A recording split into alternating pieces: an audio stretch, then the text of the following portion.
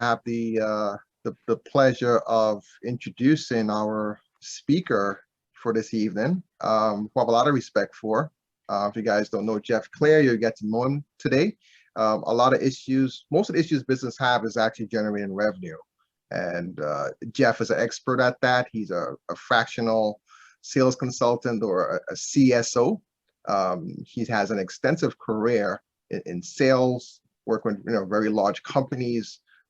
He's brought on board to help improve the hiring, transforming companies' culture, implementing new sales processes, and so on. Extensive executive sales experience. And he's also a member of the Hillbusters cycling team, which I want to hear a little bit about. We actually used to get together on the weekends, Eminae, a couple of members, and go ride. And so maybe you might have to give us a head start. You can start in Connecticut and join us in New York, Jeff. How about that? For the most part. But Jeff is going to talk today about building a sales structure to increase a business's valuation, amongst other things. He has some good points that he can help you and your clients and increase their business valuation via improving their sales cycle. So Jeff, I know you have a slideshow ready for us. I'm going to stop my presentation here and welcome to our presentation today. Thank you. The floor is yours, my friend. All right, let me go and start this. Let's get this going. Let's get it here. Come on.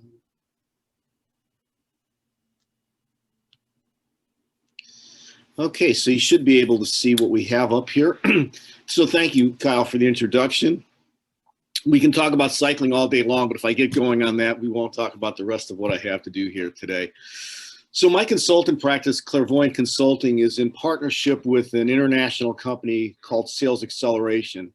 And what we're best known for is fractional VP of sales or fractional CRO or CSO. We get involved with small, medium-sized businesses to help the business owner or executive team avoid the pain they have around the revenue stream, which is always in case. It's a rare case that any company is satisfied with their revenue, so we try to improve it and make it more profitable. This talk, I think, is a great way to leverage on top of what Todd talked about last week.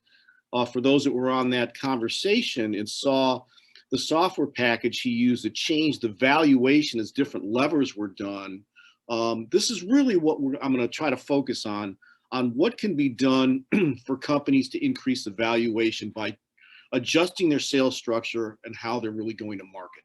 And I'll focus on the areas that I think are most important for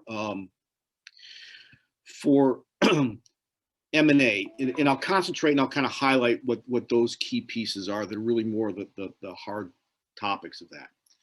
So we're going to talk about building a sales structure to increase valuation. This can go for really almost any industry. This is, as I do, it's very business agnostic. It can cross over from a wide range of businesses, but really more focused on business to business versus business to customer base. Okay.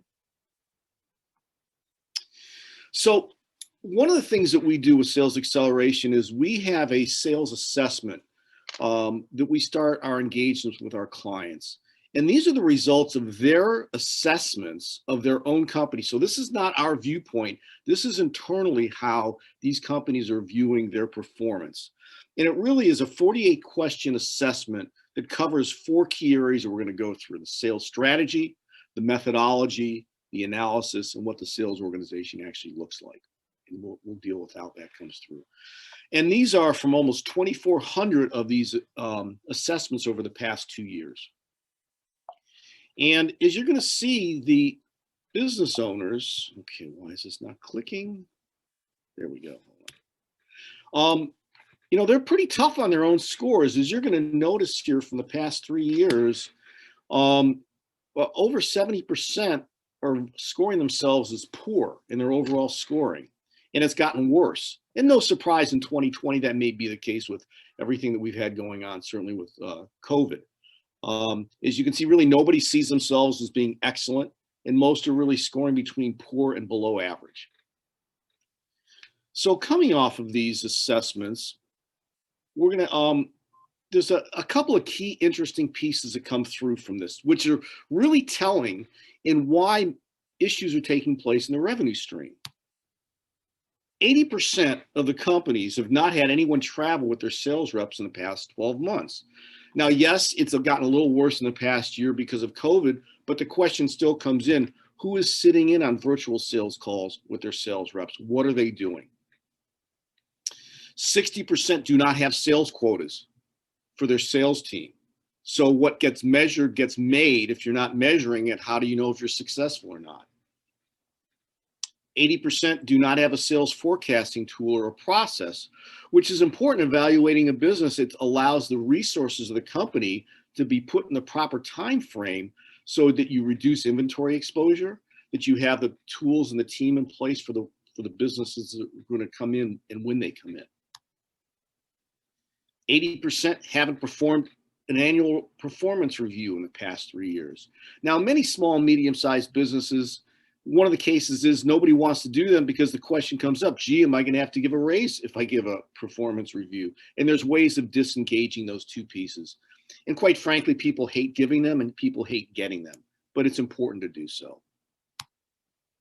90% of the companies in the small, medium-sized business sector do not have a CRM tool. And for those of you that don't know what a CRM is, it's a customer relationship management software system. And this is a really important point, and I'll get into what really works off of that. 90% don't have a compensation plan that incents the behavior that the owners are looking to have. And if it's not aligned this way, sales teams will absolutely do what they can do to get the easiest sale possible that's going to make them the most amount of money. So business owners and those that are working with business owners, this is kind of some of the things to be listening for. Things that you may be hearing that may be raising a red flag that there's work that needs to be done. Sales have been level for the past few years, so there's no increase in revenue. And worse than that, sales have been declining. Then the question comes up, well, so why is this taking place? One of the issues is the sales are all referrals. There's nothing proactive. Calls are coming in. It's repeat recurring business. And that can really go to process and people. And this is a big one. Can't find the right salesperson. This is getting the right person in the right seat. Do you have hunters hunting?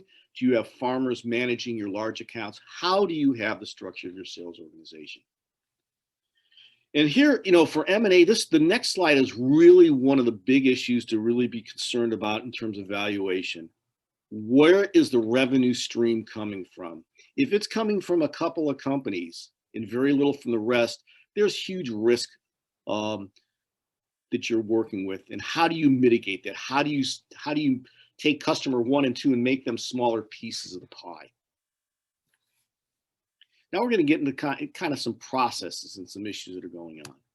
Sales teams don't follow corporate directives. Well, maybe there aren't corporate directives that are being communicated in a proper methodology. In terms of valuation, this may be stated. We have a seasoned sales team. Well, that has a double-edged sword. Seasoned may be great. They're well experienced. Seasoned may be they're a little tired and there's not enough new blood really going out there and really actively going after new business. Sales teams need, sales targets to be going after, including a seasoned sales organization. Just because they've done it for a while does not mean they don't need to have targets and goals to shoot for.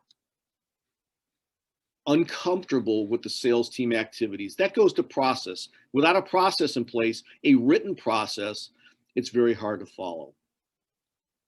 And again, there's two major aspects that I'm talking about here. It's process and it's people. Two very, very important parts of it. How do you handle that? Training being a big part of them. When I pulled this slide together, it reminded me of one of my first sales jobs. It wasn't 1918, but I swear the manual really kind of looked like this. Again, there's proper training in today's world that needs to be put into place. And as companies are looking to be sold and there are people looking to buy companies, an important question is what type of training does your sales team go through? Is it done periodically? Is it never done? Is it a regular part of their interaction? Okay, for business owners, why are sales not increasing as planned? You came up with a number, you put the stake in the sand, but that doesn't mean the businesses are going to happen as you stated it. Leading indicators of future performance become critically important. And what I mean leading indicators is, where is the business going? And can you make adjustments in time? Leading indicators could be new account generation, reviewing what's happening with the sales funnel and the pipeline. How are prospects moving through the system? How are you taking qualified leads to presentations and proposals? So there's 4 key areas to be concerned about in terms of sales. And these are the scores that came through from the sales agility assessment. And as you can see, in the 4 key areas, over 90% in every case are concerns. Struggling with sales strategy, which includes understanding the industry, the position, what competition looks like. A value proposition is critical. What is your value in the marketplace? 90% are struggling with their sales organization, which includes staffing, hiring, training, the roles and responsibilities that the sales team has. Methodology, and for an M&A consideration, this is really critical because this is really hard and fast documentation you can look at. What are the territories? How is the businesses being covered?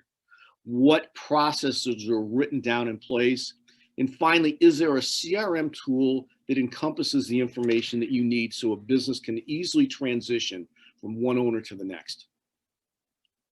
And then 94% of the companies, this is the highest one, they struggle with analyzing the sales.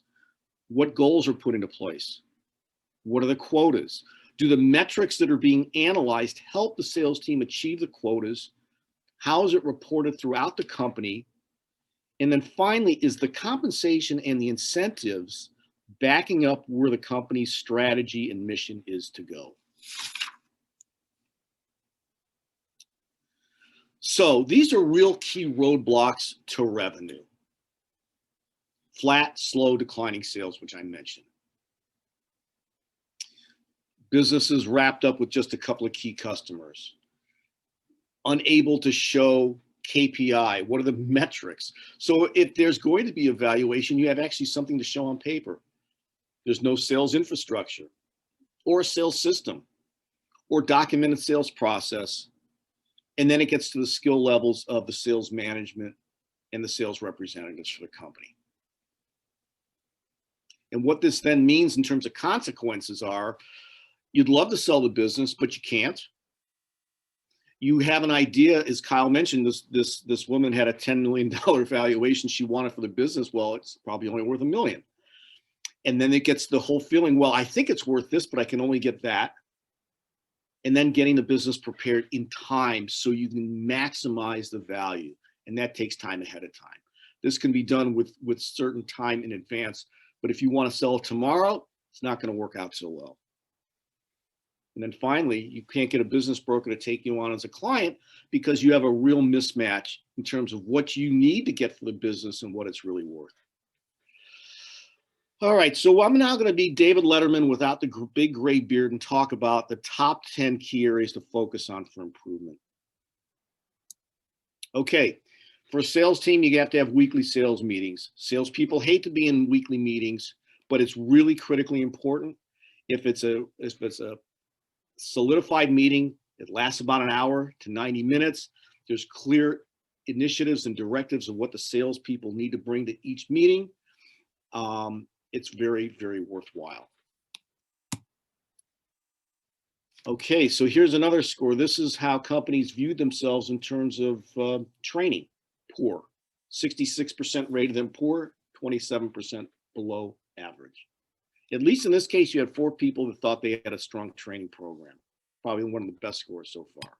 So you need to understand what the needs are. So you need to be with the reps to do so, either virtual or in presentations. And then when it comes to training, training needs to be really done so that it focuses on different ways people learn. Some people learn best by reading, others by watching, others it's auditory, they listen for it. And there should be a demonstration of the proper action that you're trying to have done. And last but not least, role playing in a non-threatening environment. I had a very effective role play that worked out well during a sales conference a few years ago. Now, it happened, I was in South Beach, Florida. It was at the National Hotel. We were outside, but it was a great way for the team to split into threes. There was a seller, a buyer, an observer, and they changed positions. And it was done with reality in mind. What is a real life situation? So this is critically important for sales teams to have training. Annual performance reviews, they should never be a surprise for the participants involved. It should be a summation of what's been said over the year. And really, there should be quarterly follow-ups. Again, what's critically important with the attorneys that are on this call as well is that it gives documentation. So if there needs to be a performance improvement plan put into place, which is what a PIP is, or termination is done, there's documentation. And that becomes critically important. Talk about sales methodology. I talked about a CRM tool and why it's so important. And here there's critical aspects in terms of documentation. A database, a dashboard so management throughout the company can quickly see the key indicators of business, forecasts that are developed from this, and really performance insights in sales processes. And these are the percentages of what's changed over the past year between that.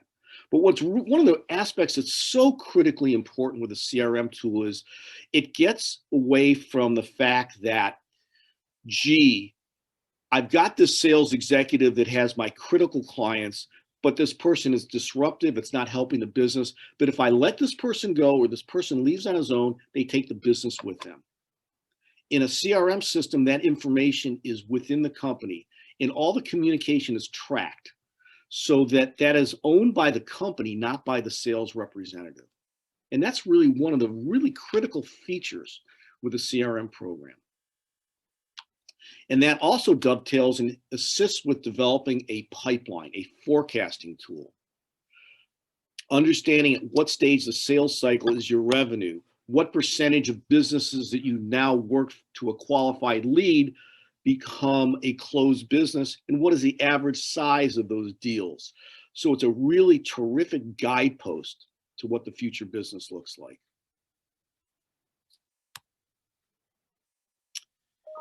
Improperly staffed sales team. Sales team need to have leaders. Now, small companies, you may have your great salesperson, you're going to give them that sales manager role. Well, not always the best case, because a great player does not necessarily mean it's going to be a great coach. That's where training comes in. And they may not even want that job. So it's critically important that that's understood and how you manage that. Then within the sales structure, how do you handle inside sales to outside sales? In this new COVID world of the ability now to sell virtually in a different way, this needs to be really reviewed now. A tremendous amount of expense can be taken out of your sales structure by reviewing how business can be done today in a virtual manner. Understanding the need for hunters. I mean, if you can find a great hunter, hold them, pay them dearly, because they are very elusive. I call them the unicorn of the sales world. They're very hard to find. They're very hard to keep. And then what's also important is your farmers, those that manage your large accounts, increase business by really expanding the business within those accounts. It's important, depending on the type of company you are, that both are being considered. And then finally, how do you set up your territories? As I mentioned before, changing that today can really save companies a tremendous amount of money. And it needs to be looked at in a very different way. There's no true one way to set up a sales organization. There's some that are better than others, but there's no one true nirvana. Sales metrics. Talked about that before. It's the fourth most important aspect you need to work on. Setting proper activity levels. understanding what the leading indicators versus lagging indicators are, because a leading indicator gives the organization time to adjust. A lagging indicator just tells you what's happened in the rearview mirror, but you can't really adjust against that. And then make sure that the metrics that you used are focused. Fewer metrics versus many metrics are more important. And certainly businesses should consider changing them over the course of the year if it's required. But don't have 25 different metrics to be followed, because then nothing really will. A sales process. Let's look at it as a sales playbook. Imagine you're looking to sell a company and you have an interested buyer, and you've got literally a fully documented process for how the sales system works. What a wonderful way to improve the valuation by putting that in place. Big part number 2, comp plans. Don't incent correct behavior. So if you're a company that you either want to be selling a new product, or you really are very engaged in gaining new clients, your compensation plan should potentially have an adjustment for a higher commission or more bonuses for those processes taking place. If all the businesses are the same and it's easy to just go to your core clients, well, guess what? That's what's going to be done. So it needs to be reviewed this way, and it needs to be a win-win for both the organization and the company. And it needs to be viewed in a couple of ways, not only to keep the very best people you have by having a program that allows them to earn a lot of money, but also a way of attracting the best talent when you want to bring people in. Now, from our analysis, this is what we saw. This is how companies are compensating their sales team. 32% have a very high base and low commission. 7% on the opposite have no base and it's all commission. Our recommendation overall is to have an even split between base and commission that brings the best results. However, I will also add it's not always appropriate for every company.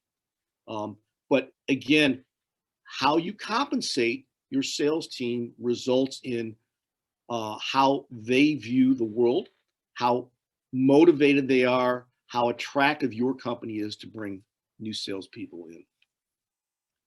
And then the number one factor, which is communication, sharing your strategic sales plan throughout the organization so that everyone understands the industry position, understanding your competitors. A SWOT analysis has been done so you understand the strengths, the weaknesses, the opportunities, and the threats. A value proposition so that everybody speaks the language of why your company does it better than most, so it's not a commodity business that you're playing in. And keeping the plan what I call a SMART plan. It's specific, it's measurable, it's attainable, it's realistic, and there's time-bound goals and achievements to be made. So in summary, these are 10 components that businesses should really chip away at to improve their performance. And by doing so, they're going to increase their valuation. So when it's time for them to sell, they're going to get the value from the company that they wanted to have all along. And the solution really comes down to having the right people and the right process in place. And between the two, you're going to have profitable sales growth for the company.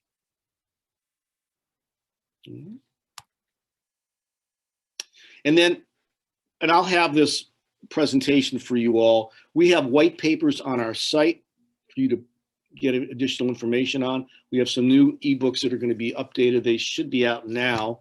If not, they're going to be out in the next week or so on this. So before we go to our case study, are there any questions that anybody has? Hey, Jeff, phenomenal presentation. Thank you. I'm taking notes here. Wow, there's a lot of stuff I have to do within my own company, and I have two questions while folks actually formulating their questions. I don't want to take up too much of the group's time, because I know a lot of folks do have questions. We have some questions as well. you mentioned about getting some fresh blood in there. We actually just hired 4 new advisors in the past 2 months. It's ramping up, and we've kind of set some goals and some KPIs as far as their performance. But my question falls along the lines of, having 1099 as contractors, Sure. independent contract. I don't know if your presentation was more geared to W-2 or contractors. How do you handle contractors in this particular implementing a sales strategy like what you laid out? Because I know you can't really dictate time and what to do and so on. Is it the same process or no? It's a great question, because one of my clients I'm dealing with now in the U.S., their entire sales organization are independent sales representatives. And it certainly gets more difficult. Again, it's the perfect case. It's harder to control. They're independent. They're on their own to some degree. If they're not working for you 100% of the time, they're going to do what makes them the easiest amount of money.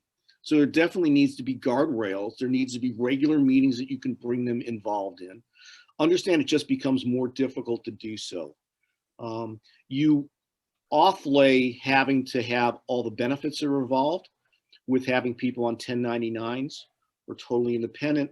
But by doing so, you also are offloading some of the level of oversight that you can really impose on some of these people. So it still requires a lot of communication, but understand it just has to be altered slightly. Right. I know Doug Rose probably scratching his head there, right? Because that kind of falls in his department. But wonderful presentation, Jeff. Before we jump to a case study, anyone has any questions, comments, feedback for Jeff? Jeff, Todd Ringler, just out of curiosity, when you go into a company, do you find that a lot of times it's the leadership that's not clear, or is it that the sales team just doesn't get the right process, or they're not accountable? Which one do you find more often? Well, like most companies, great question, Todd. Most companies, it flows from the top. The culture starts at the top, it works its way down. It's almost like paradigms have been set up. When you're inside, you just don't see what you don't see. So it's almost like you have to kind of show them, hey, there's another way to do this. I think sales teams are very eager to learn. I think one of the other things that happens with organizations in many cases is the focus is on the team's weaknesses and trying to mitigate weakness instead of saying, hey, this person is great doing these things. Why don't we'll try to mitigate the weaknesses to some degree, but let's capitalize on what they're really good at and put those people in what they're really good at doing. And that's a great way to change it around. Thank you, Jeff. Hey, Jeff, I know for the sake of time, you go ahead, Susan. I just have a quick question. Hi, Susan. Hi, Jeff. What if you have a CEO that on the face of it wants to get to that next level and grow and doesn't have an infrastructure set up for sales, and they are resistant to the idea of having somebody go out and do proactive sales, even though as an advisor, that might be the way to go? I'm just curious about how you approach that situation. Now, is this a CEO that does that role himself and likes that? Is that the situation you're dealing with? No, there's a CEO that tends to get referrals in and doesn't, and has a way of getting sort of qualifying, let's say, clients, but doesn't love the process, but is resistant to putting somebody in place to do that. Got it. So the question comes in is, if referrals can continue to generate growth in business, that's great, because as we all know, getting a warm referral is tremendous. But that doesn't always happen. And part of the outbound work to get companies, it's almost a blending of sales and marketing together. You're also communicating your value proposition, what you can do. So at some point in time, it may turn into a warm referral, and it has to be kind of looked at in that direction. It's a two-pronged sword that really needs to be looked at. In many cases, what I find is the CEOs are the ones that love to go and make the outreach in some cases, and they love to do that. But if you don't separate the value that the CEO has to the company, it's going to be really hard to sell it, because then all the value is in their hands. So that knowledge base has to be transferred to someone else if they intend to sell the company at some point in time, because then then they're worth it all. And then there's going to be a long, consulting agreement that's going to be made to keep that owner on for a period of time after you've done a sale. And as many of you know that have done it, they rarely go well. It gets really ugly when the owner of a company for a long time is not the one making the rules, and it just doesn't work. So you kind of want to be able to transfer that out. Thanks, Jeff. Hey, you want to jump into your Yeah. case study? We have a few minutes before we. All right, so let's do that. Sure. Yes. Thanks. All right, so this will really take what we talked about and now? Okay. So this is a case study of a manufacturing, metal manufacturing company, $6 million manufacturing company, been around for 23 years, small percentage of recurring revenue. So it was all new business in this case having to come out. And the company realized that it needed to really put systems and processes in place to increase the revenue so they can. And this was a case where the owner saw they wanted to sell it at a point in time down the road and really took proactive positions to do so, so some things can be done. So the challenges, no sales increase in 5 years. Only $1 million of the $6 million business was recurring revenue, so it required a lot of work to redo it time and time again. No sales plan, they didn't measure the business development, and no exit strategy. So the outcome was that in a period of time, believe it or not, they had a 66% increase to $10 million within a 6-month period of time. And the question is, okay, what was done to get there? Okay, job descriptions, very simple blocking and tackling was put into place. Recruiting and hiring then a professional salesperson to come in to work with the company. Critically important, putting that CRM system together. So now you customize a system to integrate within the company's ERP system so that the metrics are measured, you've got a pipeline, there's a forecast. When you have a beautiful dashboard that senior management can look at on a weekly basis, they have an idea of what's happening to the business. And then, changing and looking at a sales strategy to move to selling in a different manner, in this case, now going to engineering firms and architectural firms, which guess what, caused a recurring business to take place, was important. And then a sales training tool. In this case, it was a lunch and learn program that led to significant pipeline increase. One of the companies I worked with and the CEO, really got tired of it. He had a pizza luncheon, and he said these pizza luncheons he was having on a quarterly basis was adding to his waistline, and he had to figure out a new way of doing that. But they're very important to bring communication together. So in 3 months, generated $2,000 in new revenue, achieved a $10 million pipeline, 6 months. Now, we talked about the independent reps before, the 1099s. In this case, we went the other direction.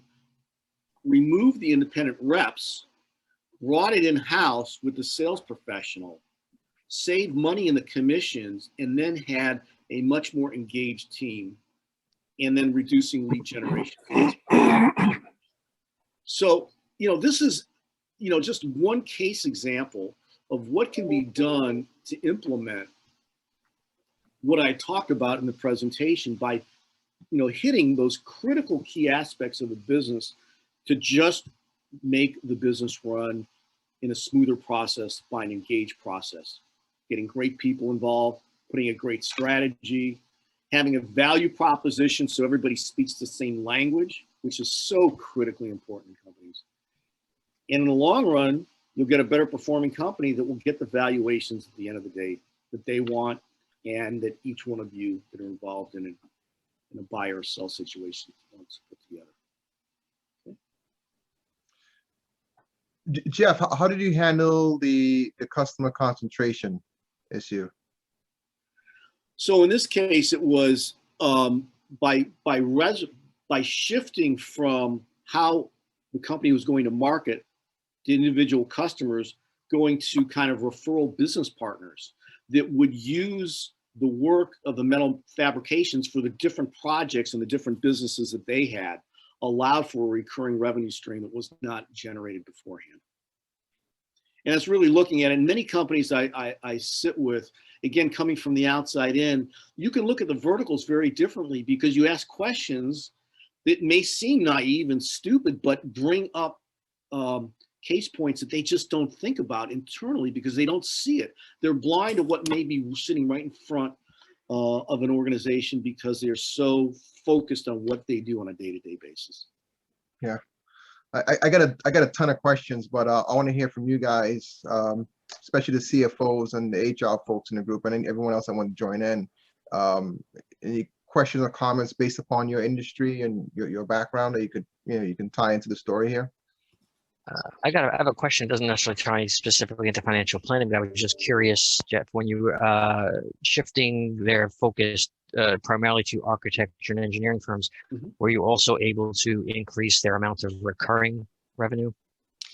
Yeah, because again, it became an easier way when you're dealing with an architect that he has a comfort factor in what you're doing. Right. They didn't have to then go around and source to a lot of different places.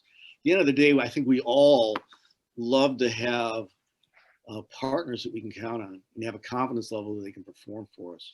Makes our life easier. We can go to sleep at night. Right. Plus, recurring revenue tends to value higher than businesses that have transactional revenue. So you help them increase the value of their business when it does come time for them to. Yeah, and that becomes a real, depending on the type of business people are in, that could become a real issue. Like, companies I dealt with over time. Costco is one of the best companies to do business with. I mean, they pay their people great. Got a great reputation, great value proposition. But when you do business with Costco, you don't necessarily have a guarantee you're going to have that business year in and year out. And it could be worth a significant percentage of the company's business that's really hard to plan for year over year. So how do you, how do you gain other people in and still keep that business intact? Or how can you assure an owner coming in that this business that you have with Costco, you've developed such a strong relationship that it may be a recurring business? And I'm just using that. It could be Walmart. It could be any major company that, is a big part of your business. And how do you, make sure it could be looked at as a recurring revenue? I got a question. Yeah. First, thank you, Jeff. Very interesting presentation. You mentioned that the hunters tend to turn over a lot and they're tough to keep. Sometimes people claim to be hunters and they might be hunting, but they might not be catching. So how do you know when you hire someone that they're really not just a lot of talk? So there's a couple of critical factors. Great question. They should absolutely be evaluated ahead of time before you hire someone, and they should be evaluated for their behavioral traits. It's skill sets and behavioral traits that are really going to make the important component of it. I use a couple of different companies out there. One that's called PXT Select that will really do a deep evaluation. There's another one called Sales Drive, which is a very quick online assessment that really very quickly assesses a salesperson as to how they fall in terms of a relationship-driven person that is a very good farmer versus someone that has a strong ego that being told no over and over again does not dissuade them from going after that business. I will tell you, over my years of leading sales organizations, salespeople would rather do the most mundane task in the world than go out and prospect. They will find something that they say is critically important versus going out and prospecting for business, because for most people, being told no over and over again is not a real comfortable place they want to live. But those true hunters that like that part of the business, and I've had some that are great at it, and then the problem is if you have a sales system that requires them to then manage that account after they open them, That's not great because they don't want to do that. They don't want to babysit it. They don't want to just manage that maturing business. They want to go out there and find the new businesses. So how do you put them in the right place? Yeah, Mhm. Jack. So one of the things we do also, Jeff, when we hire salespeople is we put them through a really in-depth assessment that looks, are they coachable? Mhm. Are they hunters? Are they farmers? Are they account managers? Because, and we work with the client ahead to make sure we know what it is that they really need in the sales position.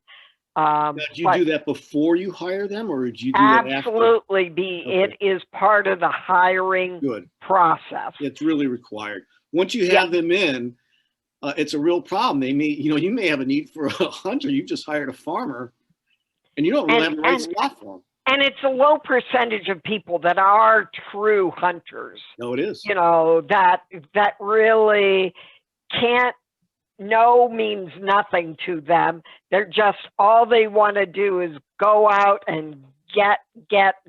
And I've seen a few of those that are really true hunters. Usually people have some amount of, we will do it, but that's not what we really like to do. Right. Exactly.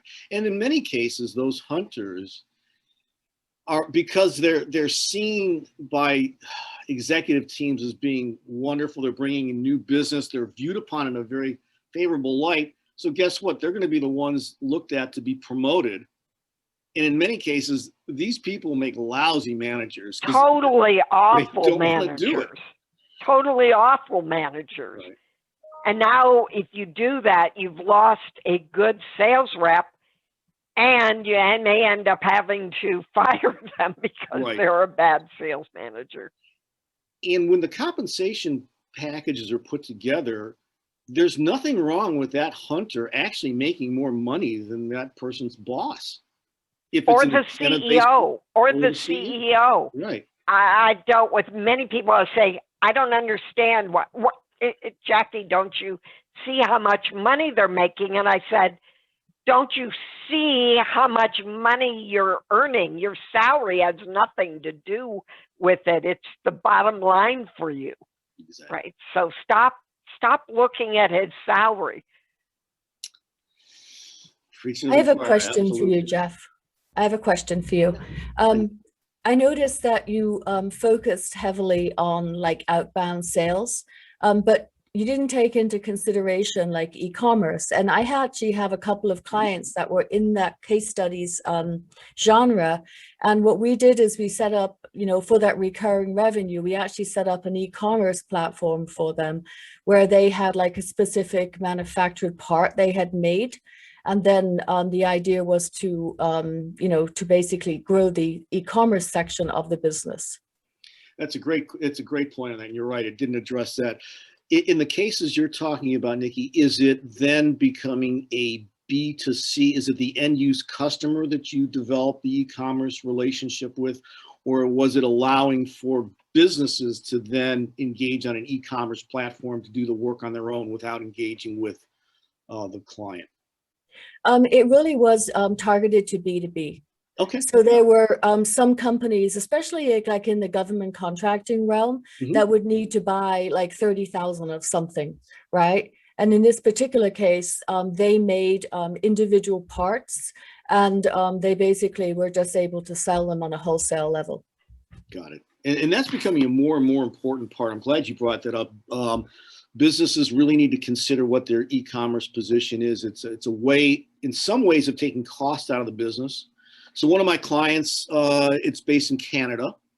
I've been building out their US base here. You got big territories and work within a B2B e-commerce platform. So smaller customers can literally go online, see what they have. They can even see the inventory that's available and buy the product. And then you can get the salespeople engaged with them and start communicating. But it's a way of, making bigger territories for lower cost to generate more business. Good point. Great point. Nikki, I've also seen it where I had a client who said, please, please, please, the sales rep quit. Please tell me I don't have to hire another one because I can't manage them.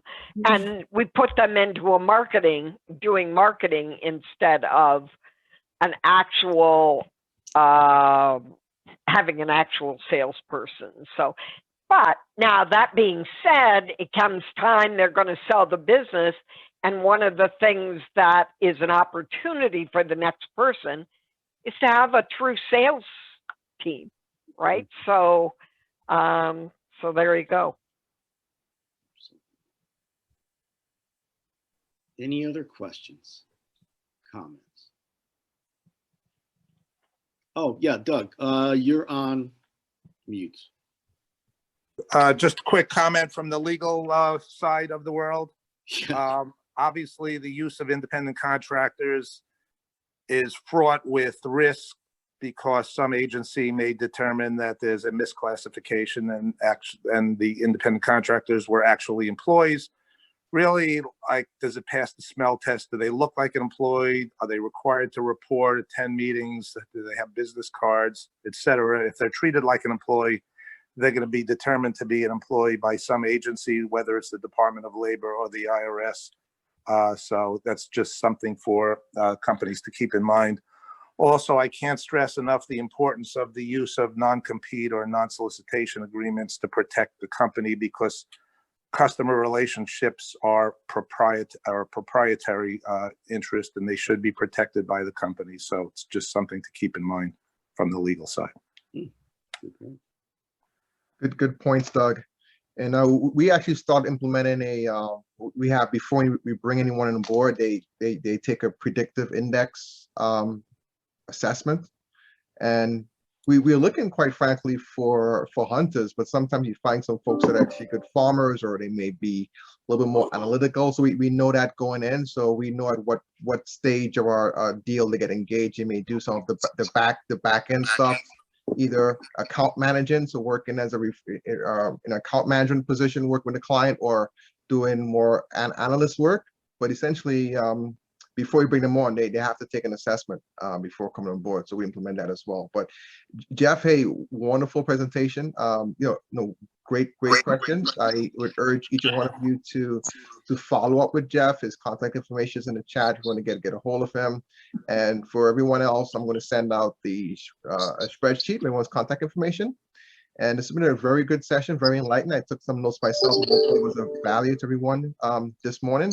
And that's about it. Our next one's going to be next week. It's a Power Teams session. It's going to be a bigger group with breakout rooms. Hopefully you guys can join us. That's April 20th. And our forum is the following week on the 29th. That's all we got for this morning. Jeff and you all, everyone, thank you so much. And have a great rest of your morning. Thank you. Thanks, everybody. Take care, everyone. Have a great day.